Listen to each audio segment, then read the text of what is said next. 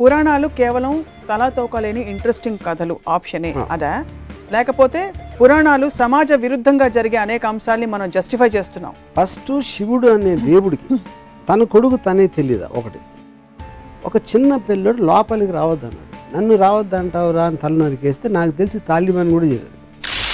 టీవీల్లో చూసే కన్నా ఎక్కువ క్రైమ్స్ నాకు తెలిసి పురాణాలు జరుగుతాయి. కానీ ఇప్పుడు విష్ణువు అనే ఒక దేవుడు డబల్ రోల్లో రాముడు కృష్ణుడుగా వచ్చాడు. రాముడేమో ఏకపతివ్రతుడు, కృష్ణుడేమో 1000 మంది గోపికలతో ఉంటాడు. సో అప్పుడు ఎవరిని తీసుకోవాలి నేను? ఏ మనిషి కూడా ఒక దేవుడి లెవెల్కి వెళ్ళాడు. దానికి కారణం ఏంటంటే మనిషికి జెలసీ అనేది inherent by nature. It is embodiment of pure love which is but he can share that love with 1000 girls. అది point. 1000 girls which is not sexual in connotation necessarily. అంటే అందరిని పూజిస్తాడా కూర్చుని? ఒక అవతార పురుషుడు, పురాణ పురుషుడు మీరు సినిమా తీయమంటే ఎవరు మీకు తీస్తారు? శకుని. మోక్షం రాకపోతే స్వర్గప్రాప్తి రాదు, స్వర్గప్రాప్తి రాకపోతే రాంబాబు ఋషులు దొరకవు. అది మెయిన్ పాయింట్. అవతార పురుషులు అంటారు, అవతార స్త్రీలను ఎందుకు అంటారు? ఏ స్త్రీ కూడా చేతను రోల్ మోడల్గా తీసుకుంటుంది. 100% ఐమ్ షూర్. బ్రహ్మకు సృష్టించడం కాకుండా వీణ ఇంటం తప్పిస్తే తను ఇంకేం చేస్తాడో నాకు తెలియదు. అల్ఖైదా కంటే ఘోరంగా సొంత కొడుకు తలకాయ నరికేశాడు. కరెక్ట్. బట్ శివుడే కలుస్తారు. ఎందుకంటే టెర్రరిస్ట్ క్రిమినల్స్ కలవడం నాకు చాలా ఇష్టం. దశావతారాలు 10 ఉన్నాయి. 11వది ఉంటే ఎవరు ఉంటారు? మేబీ ఎన్టీఆర్. 3 characters లో who is the most interesting character for you in the Puranas? Hello, నమస్తే, welcome to another episode of రామోయిజం. దేవుళ్ళకు కూడా కష్టాలుంటాయి, దేవుళ్ళకు కూడా కథలుంటాయి. ఈ కష్టాలని కథలని బంధించి పురాణాల రూపంలో మనిషికి చెప్పే ప్రయత్నమే పురాణాలు. రామాయణం, మహాభారతంగా అనేక పురాణాలుగా బయటకు వచ్చాయి.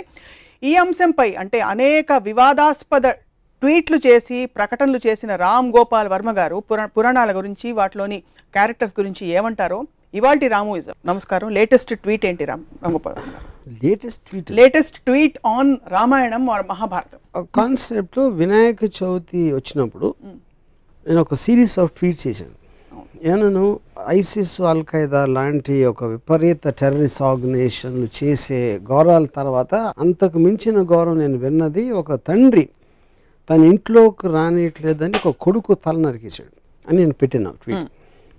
ఒకవేళ తన కొడుకు తల నరికి తర్వాత ఏంటి విషయం తెలిసి తన కొడుకే అని తనకి తెలిసి దారేపో ఏనుగు తల నరికేసి ఏనుగు తల పెట్టేశాడు.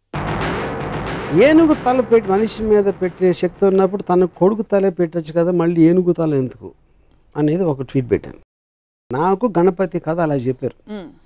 ఫస్ట్ శివుడు అనే దేవుడికి తన కొడుకు తనే తెలియదా? ఒకటి, అది పక్కన పెడదాం.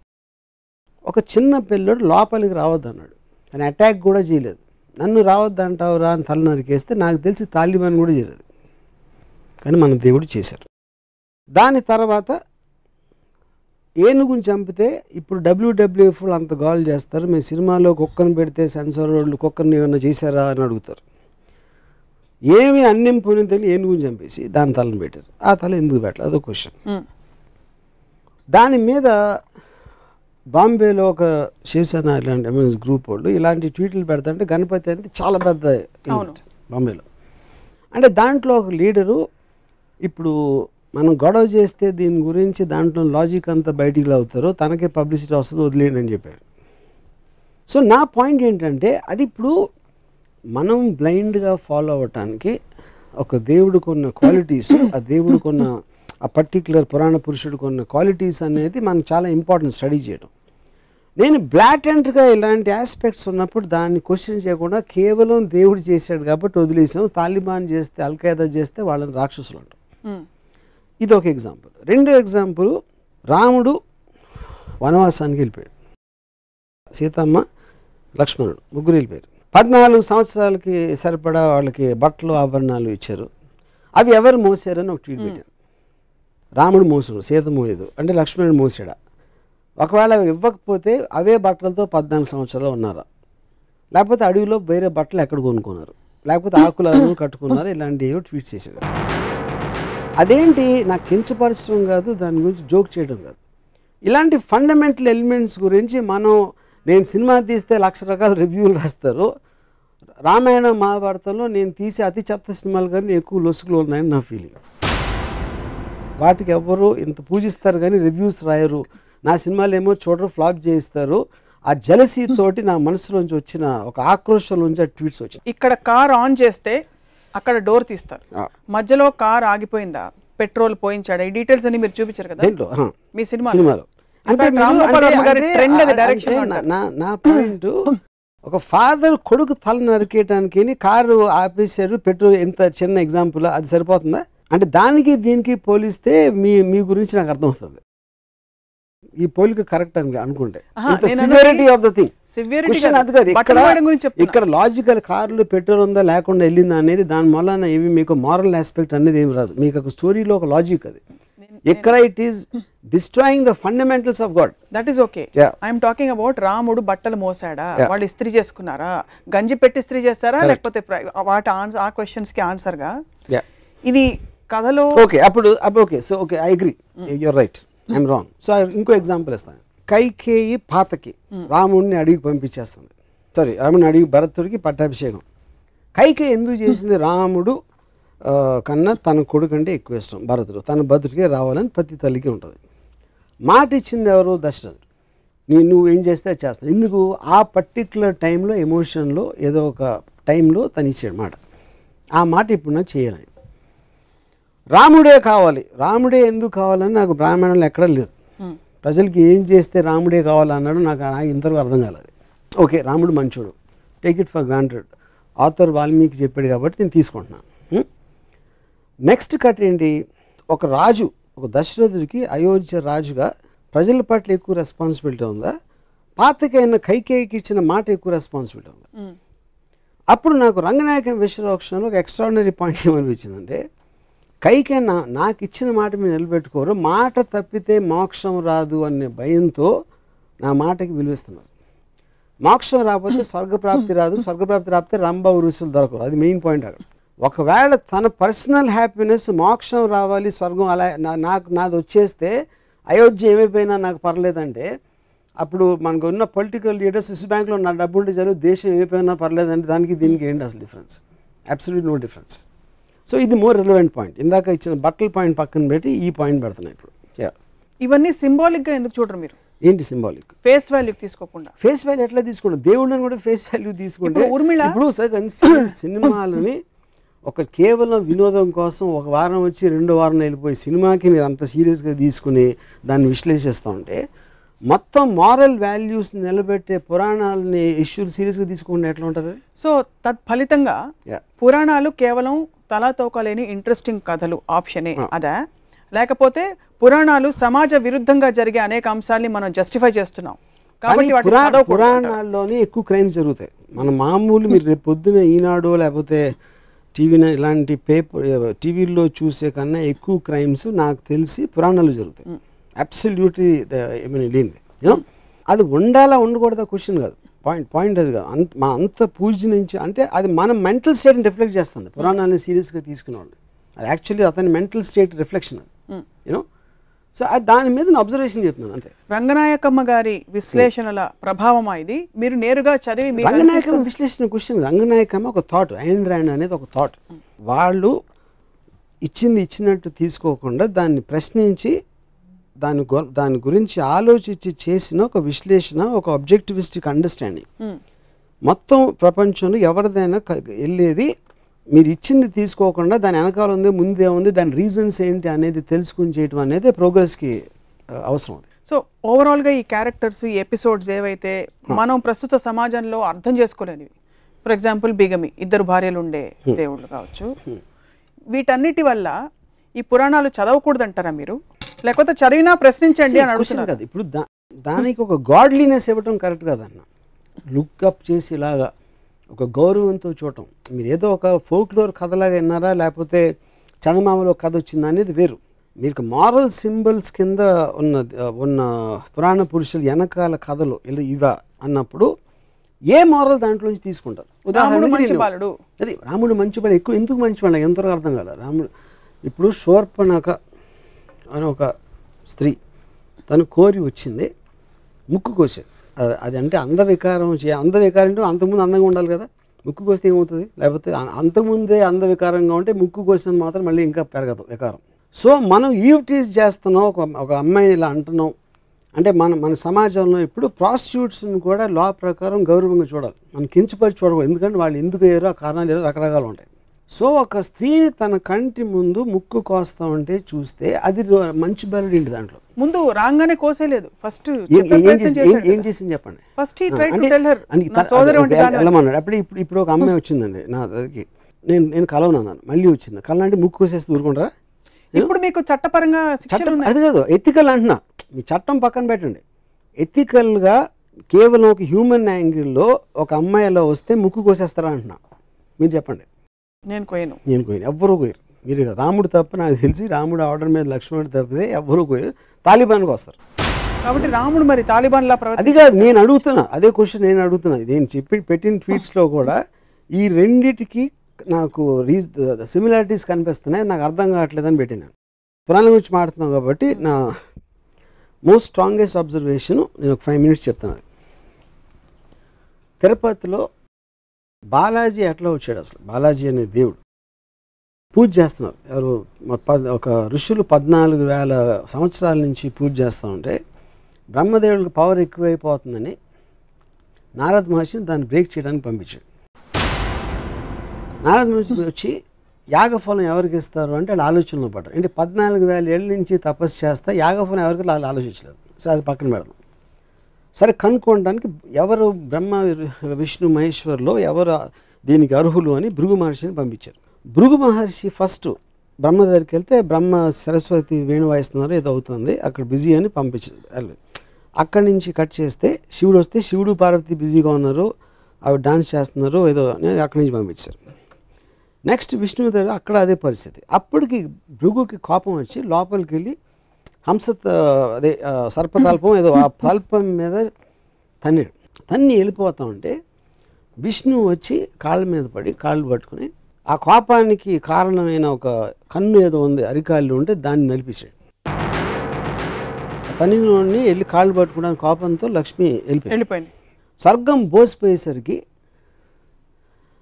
వచ్చి విష్ణువుని ప్రాధేయపడ్డాం, ఏంటి లక్ష్మి లేకపోతే స్వర్గంలో ఇది లేదు అది లేదు అని. అప్పుడు ఈయన ఎతకడానికి వెళ్ళాడు. విష్ణు వెళ్ళి ఎతికి ఎక్కడ దొరకలేదు.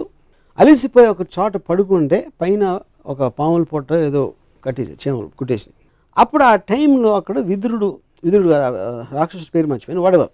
ద పాయింట్ ఈజ్ ఒక ఆవులు కాపరి ఒక ఆవు వెళ్ళి ఆ పర్టికులర్ పాముల పొట్టలో పాలేస్తాం.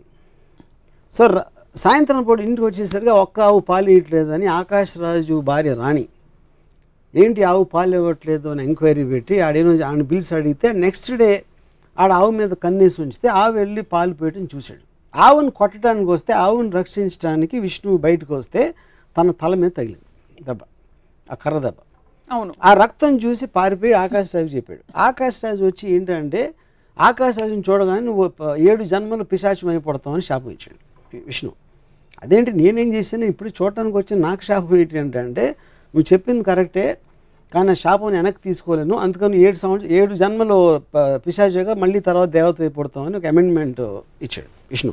అక్కడి నుంచి వెళ్తా ఉంటే ఒక చోట ఒక అమ్మాయి కలిసి అమ్మాయి పద్మావతి తనతో ప్రేమలో పడి ఫాదర్ డబ్బులు అడిగితే డబ్బులు లేవు కనుక కుబేరుడి నుంచి అప్పు తీసుకుని పెళ్ళి కూర్చుంటే ఇది విషయం నాదురుకు తెలిసి ఎక్కడో తప్పు చేసుకుని లక్ష్మి దగ్గరికి వెళ్ళి మీ ఆయన మళ్ళీ పెళ్లి చేసుకుంటున్నాడని చెప్తే లక్ష్మిని తీసుకొచ్చేసి లక్ష్మిని చూసి గిల్ట్ తోటి విష్ణు రాయిపోయి ఆ దుఃఖంతో పద్మావతి రాయిపోయి తను కూడా ఫీల్ తను రాయిపోయింది. ఇది బాలాజీ స్టోరీ, ఇది నేను చెప్పట్లేదు, బాలాజీ టెంపుల్లో కొని చదువుకున్న పుస్తకంలో ఉన్న స్టోరీ. ఓకే, ఇప్పుడు నా పాయింట్ ఏంటంటే ఒకటి విష్ణు వెళ్ళి కాలు పట్టుకున్నాడు ఏదో చదపటానికి, అది లక్ష్మికి ఎందుకు చెప్పకూడదు అసలు? అందులో ఏంటి సీక్రెట్గా దాయాల్సిన అవసరం ఉంది. సో వెళ్ళిపోయింది.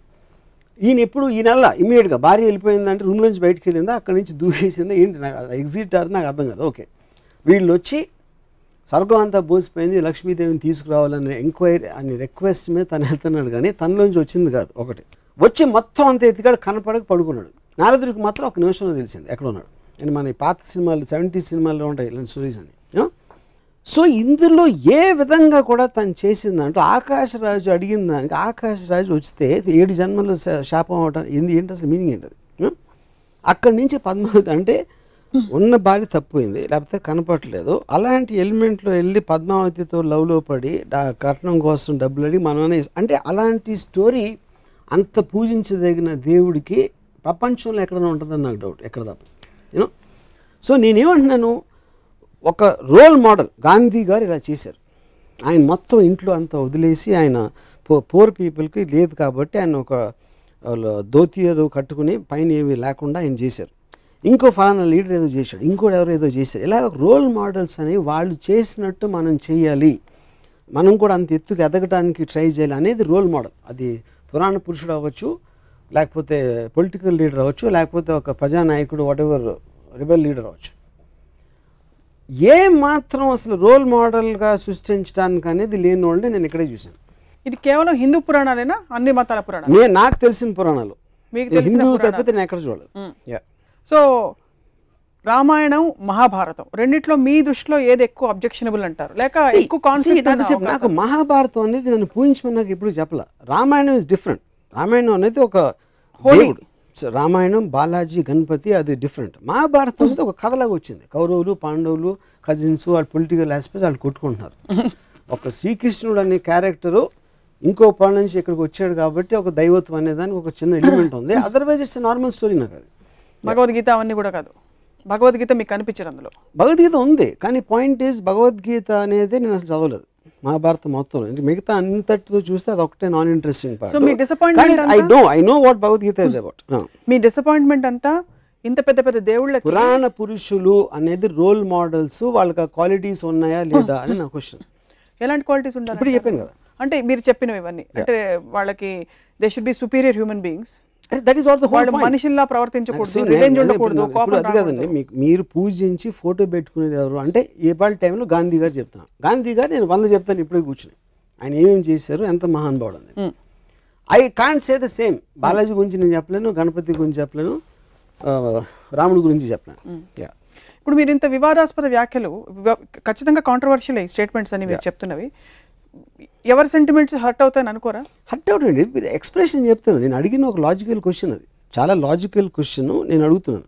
దానికి answer I also want to hear. I'm very curious to hear. నమ్మే భక్తులకి డీటెయిల్స్ అనే అవసరం లేదు, వాళ్ళకి అవసరం లేదు, వాళ్ళు చేయకూడదు నేను చెప్పట్లా. నేను ఒక స్వతంత్ర పౌరుడుగా నాలోంచి వచ్చిన ఒక డౌట్ని ఎక్స్ప్రెస్ చేస్తున్నాను అంతే. ఇప్పుడు ఎలా అయితే మీరు డౌట్లు ఎక్స్ప్రెస్ చేస్తున్నారో స్వతంత్ర పౌరుడిగా, ఆబ్జెక్టివ్ సోషియో సైంటిస్ట్గా, పురాణాల్లో ఉండే మంచి విషయాలు ఏమైనా తెలుసుకున్నారా? అంటే is there anything that inspires you in the Puranas, any character? నేను చదివినంత నాకు ఎక్కడ కనపడలేదు. ఎక్కడ అంటే ఏంటి, బాగుండాలి, అందరినీ బాగా చూసుకోవాలి, భార్యని సతీమణి అని చూసుకోవాలి, భార్య ఏంటి, లేకపోతే తమ్ముడు అన్నయ్యను కొలవాలి, అలాంటి ఏమంటుందని ఏబిసిడీలు చిన్నప్పుడు హ్యాండ్ రైటింగ్ బుక్స్లో ఉండే అడ్వైజులు అయ్యే అనుకుంటే ఓకే, అవేవి మిమ్మల్ని కానీ అవి ఉన్నాయి. కానీ ఏదైతే ప్రిన్సిపల్ క్యారెక్టర్స్ పురాణంలో వాళ్ళు ఎవ్వరు దాన్ని పాటించరు. మనకి చెప్పే నీతులు పురాణ పురుషుల్లో అత్యంత పెద్దవాళ్ళని మనం అనుకుని ఎవ్వరూ అవి పాటించరు. ఇప్పుడే మీకు ఎగ్జాంపుల్స్ చెప్పాను. పురాణ పురుషుల్లో ఉదాహరణకి, పురాణాల్లో ఇంటెన్షన్, ఒరిజినల్ ఇంటెన్షన్, రాముడు లాంటి ఒక మహోన్నతమైన మానవ రూపంలో ఉండే దేవుడు ఇంకో పరస్త్రీకి వేసి కన్నెత్తి చూడు, అందుకే రాముడు అంతటి నిజాయితీ ఉండే వ్యక్తి, అంటే కమిట్మెంట్ ఉండే వ్యక్తి అని చెప్తారు. అలాగే సీతమ్మ వారు, ఆవిడ వెళ్ళి అశోకవనంలో కూర్చున్న సమయంలో రావణాసురుడు అంతటి ఘోరమైన రాక్షసుడు కూడా, 10 తలకాయల రాక్షసుడు కూడా పరస్త్రీ కదా అని అడ్వాంటేజ్ తీసుకోలేదు. ఆవిడ అశోకవనంలో అక్కడ పెట్టాడు కానీ ఆవిడని. So there lot of good things to talk about. ఇప్పుడు చెప్తాను. ఇప్పుడు విష్ణువు అనే ఒక దేవుడు డబల్ రోల్లో రాముడు కృష్ణుడుగా వచ్చాడు. రాముడేమో ఏకపతివ్రతుడు, కృష్ణుడేమో 1000 మంది గోపికలతో ఉంటాడు. సో అప్పుడు ఎవరిని తీసుకోవాలి నేను? ఇదొక కృష్ణుడు కాదా? ఇదొక యుగం, అదొక యుగం. యుగం కాదు, యుగాలు ఎందుకు? యుగాలు మారినా మీకు నీతులు ఎట్లా మారుతాయి? ఎందుకంటే ఫోకల్ పాయింట్ మారుతుంది, మీరు పర్స్పెక్టివ్. అప్పుడు రాముడు ముందా కృష్ణుడు ముందా? రాముడు ముందు. అప్పుడు కృష్ణుడికి 1000 వస్తే ఇప్పుడు 1,00,000 అవ్వాలిగా. ఇంకొక అవతారం వస్తే వస్తుందేమో. అది కాదు, మీ రోల్ మోడల్ అప్పుడు మనం ఫాలో అవ్వాలి. రాముడు రోల్ మోడల్ ఎందుకు ఏకపత్నివ్రతుడు, మనం కూడా ఒకే అమ్మాయితో ఉండాలనేది రోల్ మోడల్. అవును. శ్రీకృష్ణుడు దాన్ని బ్రేక్ చేశాడు మీరు చెప్పిన లా ప్రకారం. ఇంకో యుగంలో అది వర్తించదు, అందుకని 1000 మంది గోపికలను తీసుకున్నాడు. అప్పుడు నేను రోల్ మోడల్, నాకు కృష్ణుడు అయ్యాడు. ఇప్పుడు ఇంకా అడ్వాన్స్ అయింది కాబట్టి ఇప్పుడు 1,00,000 గోపికలు అవుతావు, మళ్ళీ వెనక్కి వెళ్తామా? శ్రీకృష్ణుడు మీకు రోల్ మోడల్ అయినప్పటికీ శ్రీకృష్ణుడు నాకు స్వచ్ఛమైన అవ్వలేదు, ప్రేమ, నేను మీ ప్యూర్ లవ్. క్వశ్చన్ గురించి చెప్తున్నాను. Pure love. It is an embodiment of pure love. శ్రీకృష్ణుడి గురించి మనకి తెలిసింది he was an embodiment of pure love. నెమలి పింఛం అనేది ఎందుకు పెట్టుకుంటారంటే it is an embodiment of pure love which is but he can share that love with 1000 girls. అది point. 1000 girls which is not sexual in connotation necessarily. అంటే అందరిని పూజిస్తాడా కూర్చుని? అది తెలియదు, but this is what we know. నెమలి పింఛం అన్నది కూడా సంకేతం. నిమిల్ పింఛ అని పక్కన పెట్టిన అది డ్రెస్. అది ఇప్పుడు ఎవరు క్యాప్ వేసుకున్నట్టు అప్పుడు నిమిల్ పింఛ వేసుకుంటారు. దానికన్నా ఎక్కువ ఇంపార్టెన్స్ ఇవ్వద్దు. తను చేసే పని చెప్పండి నాకు. ఏం డ్రెస్ అనేది మన costume is not the point. సీన్లో కంటెంట్ అనేది పాయింట్. అక్కడ సీన్లో కంటెంట్లో విష్ణు అవతారమే రాముడు. విష్ణు అవతారం రాముడు ఏకపత్ని భక్తుడు అని చెప్పినప్పుడు తను ఇంకో రోల్ వేసినప్పుడు మొత్తం ఆపోజిట్లో వేస్తే దానికి వ్యాలిడిటీ ఏంటని అడుగుతున్నాను. కాబట్టి రెండింటికి వ్యాలిడిటీ లేదంటారా? ఒకటి తీసుకుంటారు. క్వశ్చన్ అది కాదు. రోల్ అంటే ఇప్పుడు రాముడు అది ఒక్కటి చేసి ఉండొచ్చు, దానికి ఆపోజిట్గా 10 చేశారు దాంట్లోనే, రామాయణంలోనే నాకు చెప్పాను. అన్ని మతాల దేవుళ్ళని లేక పురాణాలని మీరు ఎప్పుడు స్టడీ చేయాలన్న ఉత్సుకత మీకు కలగలేదు? స్టడీ చేయడం మామూలుగా ఇప్పుడు నేను ఎక్స్పర్ట్ని కాదు పురాణాల్లోని, లేకపోతే బుక్స్ రాసేసి మన కల్పవృక్షం విశ్వనాథ సత్యనారాయణ గారు I'm not an expert on that. నేను ఒక మామూలు జనంలాగా నాకు తెలిసిన అంటే నాకు బాలాజీ టెంపుల్లో నుంచిన వాళ్ళు కన్నా నాకు ఎక్కువ తెలుసు. గణపతి టెంపుల్ సిద్ధి వినాయక్ ఇక్కడికి వెళ్ళిన వాళ్ళు నాకన్నా ఎక్కువ తెలుసు.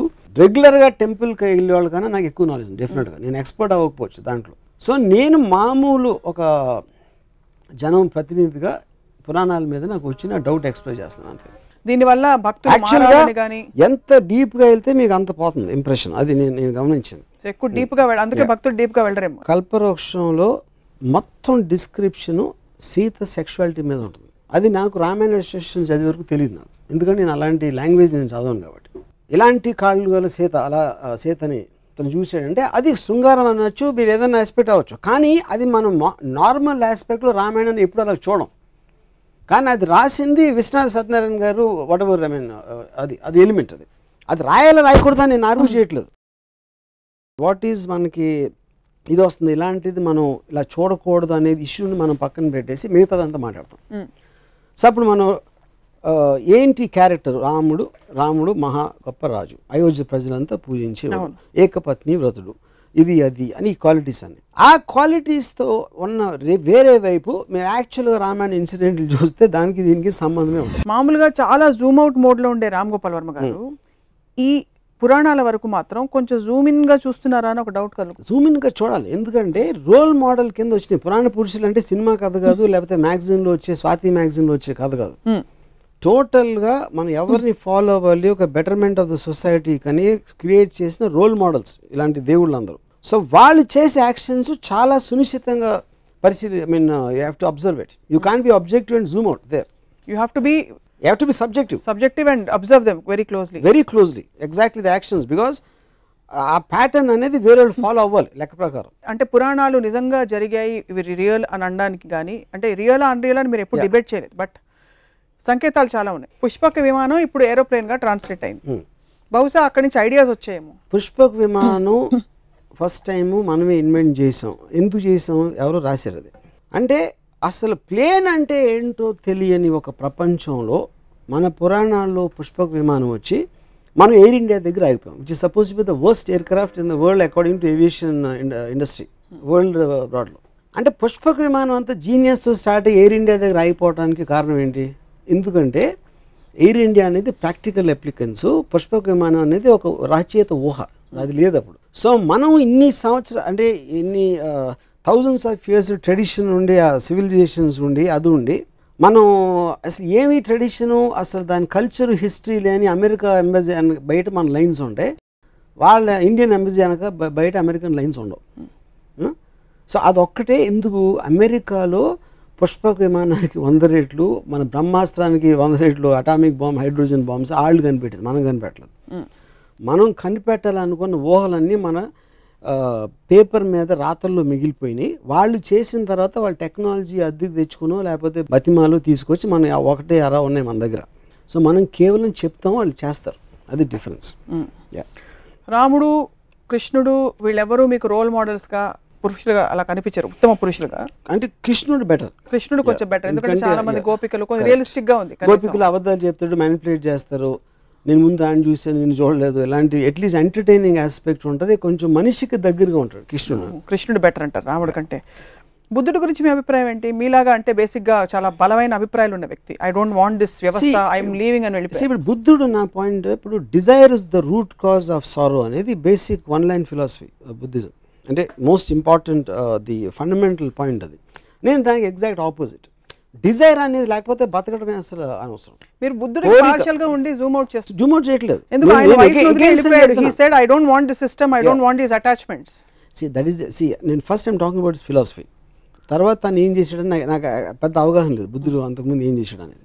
Dzire is the root cause of సారో, అంటే కోరిక ఉంటే కోరిక తీరినప్పుడు మనకి సారోస్ వస్తాయి, కోరిక వదిలే అని చెప్పాడు. కోరిక లేకపోతే బతకటమే అనవసరం అనేది నా philosophy. So I am the exact opposite of Buddha. Yeah. But he had a major contribution bringing in peace, message of peace. అవ్వన్నీ మీకు కనిపించవా? I really don't know about that. So ఇప్పుడు మీరు ఈ సమకాలీన పరిస్థితుల్లో ఒక అవతార పురుషుడు, పురాణ పురుషుడు మీరు సినిమా తీయమంటే ఎవరు మీరు తీస్తారు? శకుని. I think Srikrishna. కృష్ణుడు I think is far better example. ఎందుకంటే ఎలిమెంట్స్ ఆఫ్ శకుని ఉన్నాయి కృష్ణుడు దగ్గర, కానీ కృష్ణుడు తెలియదు విలన్ ఉంది అంటే కొంచెం నాకు, అంటే ఆబ్వియస్లీ మనందరికీ కూడా కృష్ణుడు ఎన్టీఆర్ గారి నుంచి వస్తుంది కాబట్టి నాకు చాలా స్ట్రాంగ్ ఇంప్రెషన్ అండి. ఎవరు ఏమి చెప్తున్నా భీముడు కోపం వస్తూ ఉంటుంది, దుర్యోధనుడు కోపం వస్తూ ఉంటుంది, ఈయన ఒక చిన్న నవ్వుతో, అది యాక్చువల్గా దేవుడు నా దృష్టిలో. ఎందుకంటే అబ్సల్యూట్లీ ఈజ్ అన్ఎమోషనల్ అబౌట్ ఎవ్రీథింగ్. శ్రీకృష్ణుడు నేను ఎప్పుడు కోపంగా చూడలేదు. శ్రీకృష్ణుడు నరికేద్దాం చంపేద్దాం, యుద్ధంలో ఆపేసి ఒక భగవద్గీత అనే ఒక చిన్న క్లాసు అర్జునుడికి ఇవ్వడం, I like that is actual only దేవుడు నాకు తెలిసినంత అబ్జర్వేషన్. మీకు ఒకవేళ బ్రహ్మ విష్ణు శివుడు ముగ్గురుతో అపాయింట్మెంట్ ఉంది, కానీ మీరు ice cream 16th part shoot చేస్తూ బిజీగా ఉన్నారు కాబట్టి ఒకళ్ళకే టైం ఇవ్వగలుగుతారు, ఎవరికి ఇస్తారు? అంటే ఇప్పుడు విష్ణు ఇస్ నాకు it's a complex thing, because ఆయన ఎత్తిన అవతారాల్లో నాకు ఎవరు కరెక్ట్ అనేది నాకు తెలియదు. So I don't want take that chance. Brahma అనేది నేను ఎప్పుడు దేవుడిగా చూడలేదు, ఎందుకంటే ఎవరు పూజించరు. బ్రహ్మకు సృష్టించడం కాకుండా వీణ వినటం తప్పిస్తే తను ఇంకేం చేస్తాడో నాకు తెలియదు. అట్లీస్ట్ నాకు ఆ నాలెడ్జ్ లేదు. శివుడు ఐ లైక్ బికాజ్ నాకు getup kind of A power force అనేది అది ఆస్పెక్ట్. సో వాళ్ళ ముగ్గురే తీసుకుని వాళ్ళు వేసిన అవతారాలు కొంచెం పక్కన పెడితే ఐ థింక్ శివ. కాంట్రాడిక్ట్ అవుతున్నారు కాబట్టి ఐ హ్యావ్ టు ఆస్క్. ఇప్పుడు ఫర్ ఎగ్జాంపుల్ దేవుడు గురించి మాట్లాడుతున్న మన ప్రీవియస్ ఎపిసోడ్లో బ్రహ్మ తప్ప వేరే దేవుడు లేరని చెప్పారు. క్రియేటర్ నేను చెప్పింది, facilitator is different from creator. మీరు చెప్పారు బ్రహ్మాని, ఈ క్రియేట్ చేసినోడు బ్రహ్మ అంటే ఓకే, నాకు బ్రహ్మాని పిలవండి, దేవుడు అని పిలవండి, సప్నాన్ని పిలవండి, నాకు ఏమి డిఫరెన్స్ లేదు అంటే. సో ఇప్పుడు క్రియేటర్ అనే దానికి తనకి క్రియేట్ చేసిన తర్వాత నాకు తెలిసి ఏం చేయట్లేదు కాబట్టి నేను మాట్లాడడానికి ఏం లేదు అక్కడ. తర్వాత శివుడు అల్ఖైదా కంటే ఘోరంగా సొంత కొడుకు తలకాయ నరికేశాడు అన్నారు. కరెక్ట్. బట్ శివుడే కలుస్తారు వెళ్ళి, ఎందుకంటే టెర్రరిస్ట్ క్రిమినల్స్ కలవడం నాకు చాలా ఇష్టం కాబట్టి మీకు శివుడు ఆ ఆస్పెక్ట్ వచ్చిందండి. ఓకే. విష్ణు మాత్రం బట్ ఇప్పుడు కృష్ణుడు సెపరేట్ గా తీసుకుంటే నేను కృష్ణుడిని కలుస్తాను.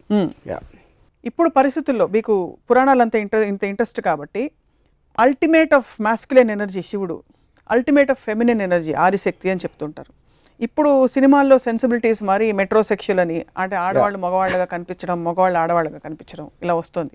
ఏమన్నా ప్రాబ్లం ఉందంటారా దీనివల్ల? బికాస్ మీరు ప్యూర్ ఫార్మ్స్లో ఇష్టపడతారని from what we know of you. First of all, I never saw them as ultimate in masculine or feminine. That's an artist interpretation of that. Yeah. ఇంకా ఇదేంటంటే heterosexual whatever you're talking about, I think it's advancement. మనిషి అనేవాడు creativity అంత ఉంటుంది కాబట్టి కుదురుగా కూర్చోడు కాబట్టి ప్రతి దాంట్లో he will want look for advancements and creative aspects. అలా వచ్చింది అది ఇంకా జరుగుతూనే ఉంటుంది. సో మీరు సినిమా తీస్తే will it be on Ramayana or Mahabharata? Definitely Mahabharata. Because more characters, more I mean connectivity and క్యారెక్టర్స్లో చాలా ఏమంటుందని గ్రేనెస్ ఉంది. రామాయణంలో రైటర్ కంప్లీట్లీ రాముడి సైడ్ తీసుకుని ఈ just putting all the other characters, ఈడు మంచి ఆడు చెడు ఇద్దరిని డిఫైన్ చేయట్లేదు. అంటే నాకు రావణాసురుడు ఇప్పటి వరకు ఈ శూర్పణఖ ఇష్యూ వచ్చిన తర్వాత అంతకుముందు లంక ప్రజలు రావణాసురుడితో హ్యాపీగా కాదా అనేది నాకు ఇంతవరకు అర్థం కాలేదు. అంటే అమెరికా వచ్చి ఫ్రీడమ్ ఇప్పేస్తుందా లేకపోతే దండయాత్రగా వస్తుందా తెలియదు. సో లంక ప్రజలకి లంకేశ్వరుడు అయితే ఇష్టమైతే అప్పుడు రావణాసురుడు ఎందుకు చెడ్డాడు? కేవలం సీతను ఎత్తుకుపోయినందుక చెల్లెల కోసం లేకపోతే ఇంకేమైనా చేశాడా తన ప్రజలు కానీ వేరే దేశాలు కానీ అనే క్లారిటీ నాకు, అలాంటి క్లారిటీ లేని చాలా ఉన్నాయి రామాయణంలో నాకు. అందుకని I have not connected to that. But Mahabharatam very much I'm connected because it all related to normal people. చిన్నప్పుడు మీకు ఎవరైనా పురాణ గాథలు పెద్దవాళ్ళు కథలు చెప్తుంటారు ఇంట్లో, మిమ్మల్ని నిద్రపుచ్చుతో చెప్పడం, ఇంట్లో అమ్మమ్మ కానీ నాయనమ్మ గారి అట్లా అలా ఆంట్స్ కానీ ఏమైనా చేశారా, లేక మీరు మై గ్రాండ్ మదర్ ఇందాక చెప్పాను కదా ఏదో ఎపిసోడ్లో రామాయణం గురించి she used to keep on telling me. Ramayanam గురించి చెప్పేవారు, రామకోట రాసేవారని చెప్పారు. ఆవిడ చెప్పేవారు రామాయణం గురించి. రామాయణం కథ ఆవిడ దగ్గర విన్నారు, విని ఎందుకు నేర్చుకోకూడదో తెలుసుకున్నాను. దశావతారాలు 10 ఉన్నాయి, 11వది ఉంటే ఎవరు అవుతారు? 11దా? సపోజ్ దశావతారాల తర్వాత ఇంకొక అవతారం ఉంటే ఎలా ఉంటుంది అనుకుంటున్నారు? Maybe NTR. NTR the human being. NT రామావతారం అవుతుందా? నాకు అందరి దేవుళ్ళు కానీ ఎక్కువ ఎన్టీఆర్ కనెక్ట్ అయ్యాను. ఆయన చేసిన మూలానో వాట్ ఎవర్ మూల, even as a political person. As a politician, as a human being? As a human being, I felt that he has far more better qualities than Rama and Krishna, original Rama and Krishna. Like for example? Everything. Like the way he speaks or the way he comes across, whatever it is. పురాణాలు కేవలం ఇది role models అంత hype లేకపోతే, కేవలం కథల్ని వాస్తవాలుగా చూడగలిగితే వాటికి తావు ఉందని మీరు అనుకుంటున్నారు? అలాంటి స్టోరీస్ పురాణాలకి దేవుడు కనెక్షను లేకపోతే ఏమంటారు దాన్ని, ఒక లార్జర్ దెన్ లైఫ్ ఆస్పెక్ట్, ఒక దైవత్వం లేని ఆస్పెక్ట్లో కేవలం కథలుగా వస్తే నాకు తెలిసి బి గ్రేడ్ సినిమా ప్రొడ్యూసర్ కూడా దాన్ని యాక్సెప్ట్ చేయడు. అంత లాజిక్ లేని అబ్సల్యూట్ క్లారిటీ లేని కథలే. ఇప్పుడు ఫర్ ఎగ్జాంపుల్ ఎపిసోడ్ చూసిన తర్వాత విశ్వ హిందూ పరిషత్ వాళ్ళు వచ్చి మీ మీద దండయాత్రకు వచ్చి మిమ్మల్ని మీతో ఒక డిబేట్కి రెడీ అంటే మీరు రెడీయా? ఇప్పుడు విశ్వ హిందూ పరిషత్ ఎవరు నాకు తెలియదు. ఫస్ట్ ఆఫ్ ఆల్ నా పాయింట్ ఎవరైనా కానీ, ఇప్పుడు నేను ఇందాక ఒకటి చెప్పాను, నేను I don't claim to be an expert on Ramayanam. నేను ఒక మామూలుడికి ఆ పురాణాల గురించి ఎంత తెలుసు నాకు అంతే తెలుసు. దాని గురించి నేను మాట్లాడతాను. అప్పుడు దానికి ఎక్స్ప్లెనేషన్ చేస్తా. నీకు అర్థం అవ్వంది ఏంటంటే, శివుడు తన కొడుకుని ఎందుకు చంపాడు, తల నరికి ఏనుగు తల ఎందుకు పెట్టాడు, తన కొడుకు తల ఎందుకు పెట్టలేకపోయాడు అనే దానికి ఎక్స్ప్లెనేషన్ నాకు ఇస్తే I will very happily listen. I will be very glad. I might go and join Hindu Parishad. Join అవుతా, నాకు సాటిస్ఫాక్టరీ ఆన్సర్ ఇస్తాయి. సేమ్ థింగ్, అయోధ్యను వదిలేసి ఉట్టి ఎవరో ఒక పాతకి కైకేకి ఇచ్చిన వాటికి రాముడిని పంపేసి అంత ఇర్రెస్పాన్సిబిలిటీతో ఒక కింగ్ ఉంటే దాన్ని అది కరెక్టే తను చేసిన ఎక్స్ప్లెనేషన్ ఇస్తే నేను బిహెచ్పిలో చేస్తాను. కృష్ణుడు most intriguing character, most interesting character for you. స్త్రీ క్యారెక్టర్స్లో who is the most interesting character for you in the Puranas? I really doubt any స్త్రీ character has ever been given importance. Always under the feudalistic as societyలో రాసిన book కాబట్టి they're always relegated to the background. నేను ఎప్పుడు ఏ character కూడా, అంటే మహాభారతంలో to extent జరిగి ఉండొచ్చు అది, బట్ నేను రామాయణంలో మాత్రం అసలు గుర్తుకు. రిమోట్ కంట్రోల్స్ అని స్త్రీల దగ్గర ఉన్నాయి, కైకే దగ్గర ఉంది ఒక పక్క, సీతమ్మ వారి వల్లే మొత్తం అసలు రామాయణం. అంటే అది ఇన్స్టిగేటర్ ఆస్పెక్ట్కి మూవ్ చేసిన దానికి ఒక మనం రోల్ మోడల్స్ గురించి మాట్లాడతాం. రోల్ మోడల్స్ అనే దగ్గర స్త్రీలు ఎప్పుడు నాకు ఎక్కడ కనపడలేదు. సీతమ్మ వారి సహనానికి ప్రతీక, భూదేవ్ అంతటి సహనం సీతమ్మ వారి. ఎలాగా అంటే అప్పుడు ఏంటంటే దాన్ని రాసింది నేను ఏం చేసినా పడి ఉండాలి అని మగోడు ఒక స్త్రీని నొక్కి పట్టించడానికి ఒక సీతమ్మ వారి ఒక ఎగ్జాంపుల్ ఇచ్చి ట్రై చేశారు ఫ్యూడల్ కైండ్లో. I think that is what it is. So it's not relevant now. It is not relevant. It should not be relevant. What should she have? ఇప్పుడు నాకు ఒక normal average Indian housewife she behaves like Sita. I think it is slavery. It is slavery. ఏం చేస్తుంటారు ఇప్పుడు modern Ramayanam జరుగుతుంది, తను ఊరుకోదు ఇలా చేస్తే. ఎవరైనా ఎత్తుకుపోయారు ఇప్పుడు ఏ స్త్రీ అయినా వచ్చేసి అడవికి వెళ్ళిపోతే అని భార్య మీరు వెళ్ళిపోతే నేను వచ్చేస్తాను వెనకాల అంటదా? ఎందుకు మీరు అడగాలని ప్రవోక్ చేస్తుంది కదా ఎవరైనా. అంటే అప్పుడు ప్రవోక్ చేయకపోతే పతివ్రత కదా.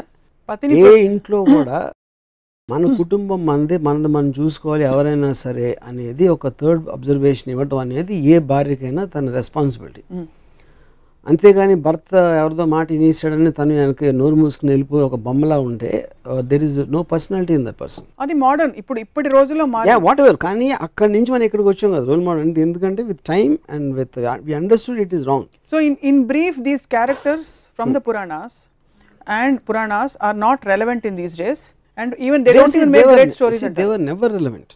అదేదో బుక్స్ లో మనం మాట్లాడి భజన చేసుకోవడానికి ఉంటుంది. Practically you cannot apply and they never applied also. ఏ స్త్రీ కూడా సీతను రోల్ మోడల్గా తీసుకోలేదు 100%. ఐఎమ్ షూర్ సీతని పూజించవచ్చు బ్లైండ్గా ఏం అర్థం చేసుకోకుండా.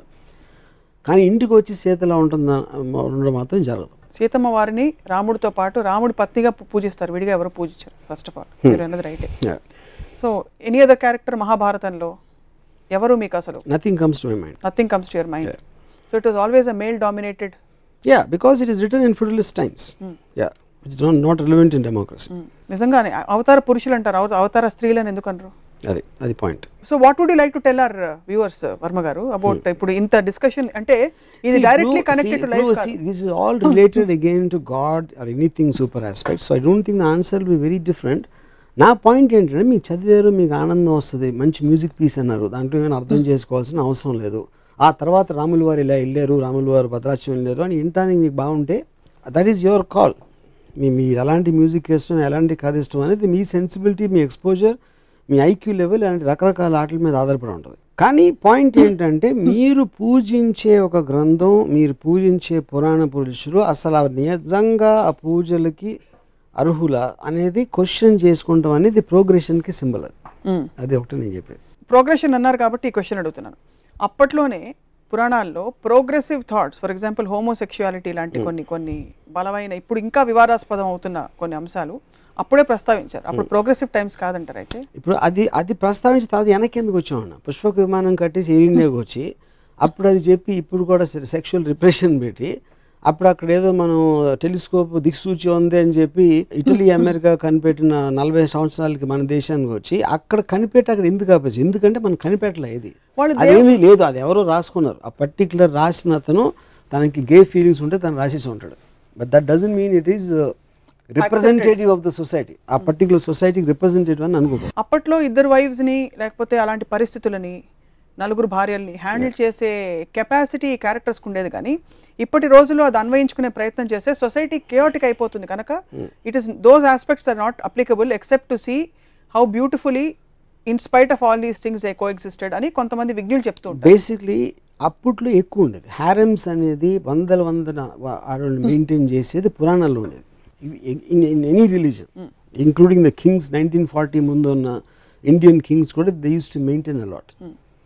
So the point of complete అమ్మాయి ఆడవాళ్ళకి ఫ్రీడమ్ ఇవ్వకుండా ఇష్టం వచ్చినట్టు బతికే ఆస్పెక్ట్ అనేది ఫ్యూడలిజంలో ఉంటుంది. And all Puranas are connected to feudalism. ఎందుకంటే రాముడు వాళ్ళందరూ రాజులు, మహారాజుల కాలంలో జరిగిన స్టోరీ అది. అవును.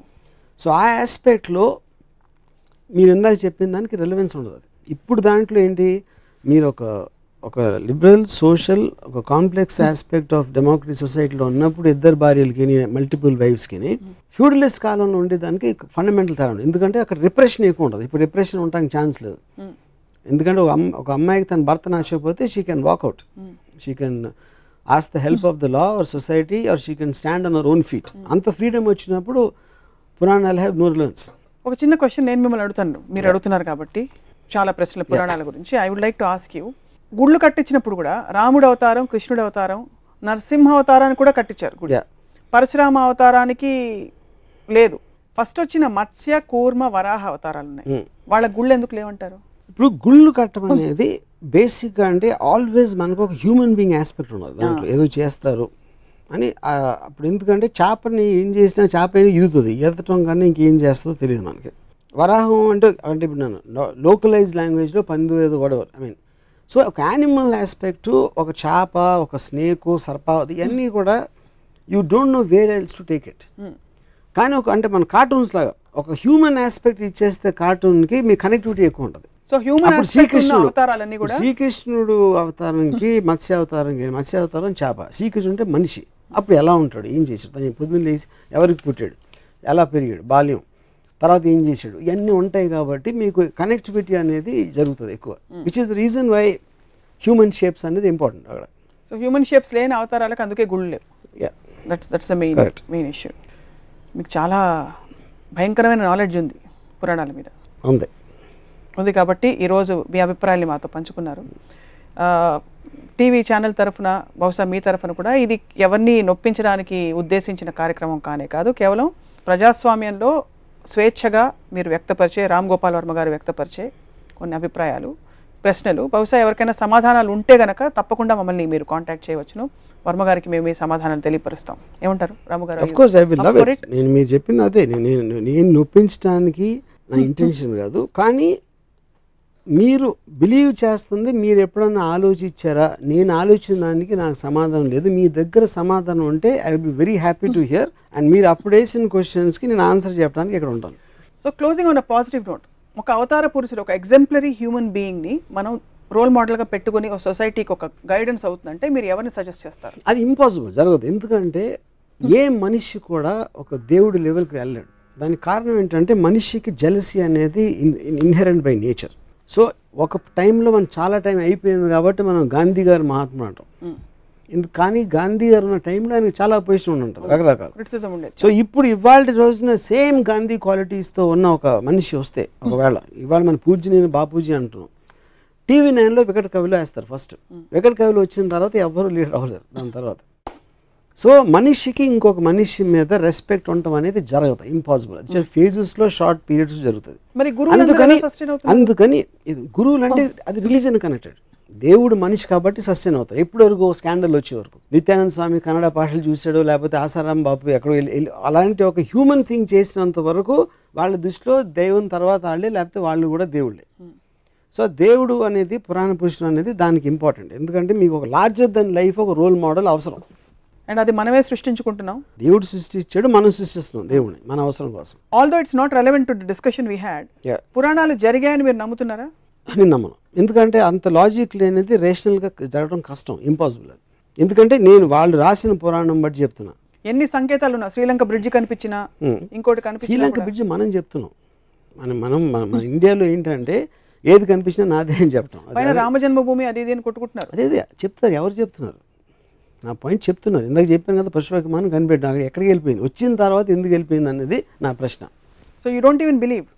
మీరు త్రేతాయుగంలోనో ద్వాపరయుగంలో ఎక్కడో పుష్పక విమానం ఒకవేళ తయారు చేసి ఉంటే అది ఉండలేదు, ఏమైపోయింది, ఆ థాట్ ఎక్కడికి వెళ్ళిపోయింది? ఒకటి, పెట్రోల్ లేకుండా నడిచేది అది. కానీ ఎందుకు వెళ్ళిపోయింది, ఎక్కడికి వెళ్ళిపోయింది అది? అప్పుడు మళ్ళీ రైట్ బ్రదర్స్ 1910లో ప్లేన్ చేసిన తర్వాత మనం 1940లో అడుక్కుని ఒక చిన్న ప్లేన్ తెచ్చుకున్నాం.